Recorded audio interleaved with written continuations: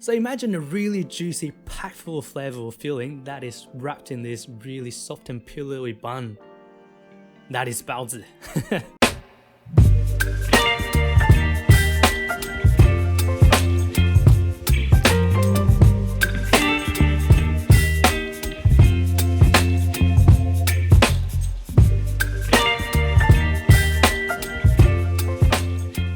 G'day guys, how's it going? Welcome back to Sam's Home Kitchen, where I bring to you budget-friendly recipes with sustainability in mind. So a few weeks or a few months back, depending on when this video is going out, I make a pork baozi or pork steam bun that is really a recreation of my childhood memory, but I want to make this more versatile and I want to make a vegan version of baozi, hence today's video. I will walk you through how to make the dough from scratch again. Instead of doing pork, I'm going to show you how we can make a juicy, packed full of flavor, vegan-friendly feeling for our baozi. So if that sounds good to you, hang on tight and let's cook this together. So same philosophy as what we did with the pork buns. We'll break our ingredients up into dough and fillings. The ingredients for the dough is exactly the same as what we did for the previous video. With details on the screen, we need flour, water, yeast, sugar, and salt. For today's vegan filling, vermicelli serves two purposes. It bulks up the mixture and holds onto moisture and seasoning super well. Zucchini is in season, so we're using that. And just some carrots. These are just some old carrots I cut up for preserving purposes, but fresh carrots also works just fine. Seasonings that's not on the screen. Some soy sauce, salt, pepper, and sesame oil. We'll do a quick recap of how to make the dough. Details step by step can be found in my previous video. Start with 3 grams of instant yeast and 4 grams of sugar. Throw in a little bit of flour to help with yeast activation. Next, add in 100 grams of lukewarm water. Give it a good mix to get the yeast going. While the yeast is coming back to life, make a 50% hydration dough by adding in 300 grams of flour, 5 grams of salt for chewiness, and 50 grams of water with additional 100 grams already in our yeast mixture. Once we see a layer of foam on top of the yeast, we are good to go. Mix it all in. Don't forget to scrape and form our bao dough. Once the dough is smooth, let the yeast do its thing and let it rest until double in size. While the dough is creating gas, time to get on with our fillings. My zucchini was in the fridge for a little bit longer than I want to admit, so you can see some sad spots here. But hey, 95% of it is still edible, so all we need to do is cut out the funny bits, and then it's like none of this ever happened. Please disperse!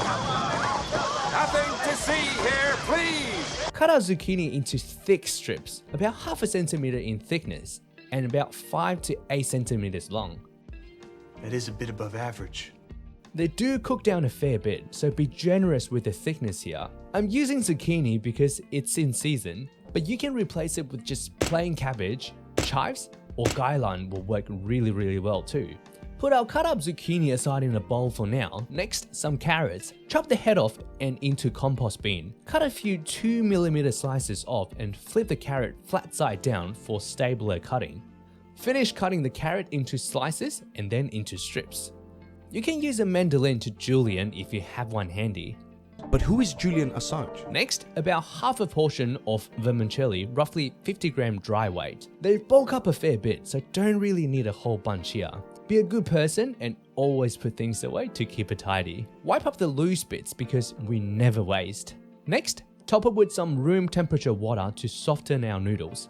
They soak water up super quick. Put it aside for 5 to 10 minutes and it should be ready to go. To jazz up our fillings a bit, I'm throwing in a couple of dry shiitake mushroom that I forgot to mention earlier. These add in an insane amount of umami and depth of flavor, a great staple item to keep in your pantry and they last forever. Grab a couple and soak them in water for 15 to 20 minutes to hydrate them. After about 15 minutes, the mushrooms are all plumped up. Squeeze the water back into the cup. This is super flavorful and we will use them later. These pack a punch of flavor, so just thinly slice them will do. Once all done, we'll move over to the stove. A wide base pan on medium heat. Drizzle in some neutral oil. While the pan is heating up, cut up the vermicelli because we don't really want stringy bits when biting into our pals. Or do we? In the pan, throw in our carrots, give it a quick toss, and then our zucchini. Some salt to season, I say about 5 grams. And then our thinly sliced hydrated mushrooms. Stir. Add in 10 grams of soy sauce and 5 grams of sesame oil for color and aroma. Vermicelli in. Some bits were still a little bit too long, so I scissored them again. Steve, you said a bad language word. Throw in the mushroom water we saved earlier, give it a good stir and everything should start to soften at this stage. A few cracks of white pepper to give it a little kick. Have a taste at this stage and add in more salt if needed. Once the filling is soft and looking like this, we can get them all out.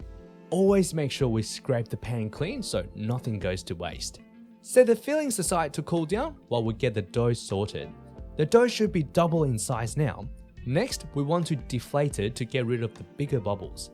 Take the dough out and knead it until the texture is consistent with no obvious bubbles. Once all nice and smooth, divide the dough into 12 portions.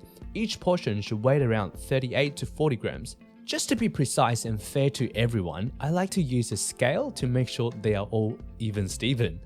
You know who you are? Even Steven. After portioning, reshape the dough by pulling the edges in before we roll them out. Flour the workbench and roll each dough ball out until just slightly bigger than your palm. Once again, details step by step can be found in the pork buns video, so I won't bore you with the same details. So it's finally assembly time. Given the time we spent on rolling the dough, the fillings should be cold by now.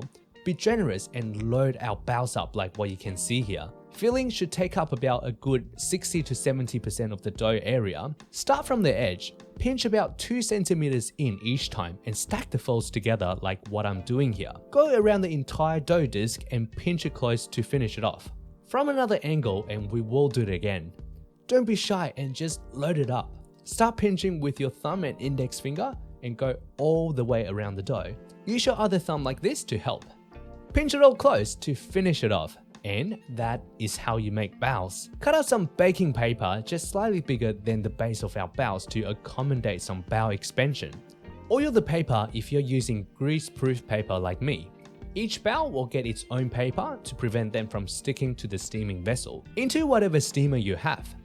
Load up a big pot with cold water and then steamer on. Steaming from cold will give us a bit more proofing time to help make the baos fluffier.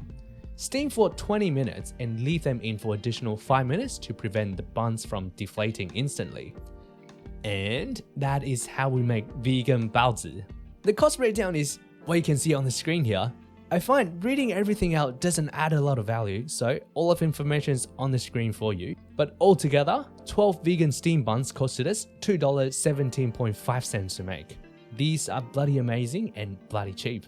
Alright, and there we have it. That is our vegan baozi or vegan steam bun done right here.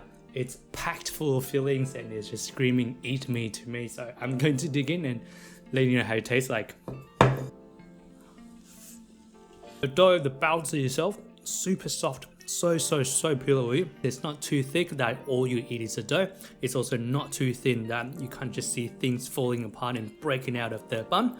And the filling is so moist, and obviously with the combination of carrot and zucchini, super cheap and budget, and the addition of dry shiitake just gives it so much depth and so much umami. This I claim it a success. Really well done. Super happy with it. That is all I got for you today. Thank you so much for tuning in. If you like the video, give it a like. If you don't, leave a comment down below. Let me know what you think. Consider subscribing. I have a new video coming out every 2 weeks.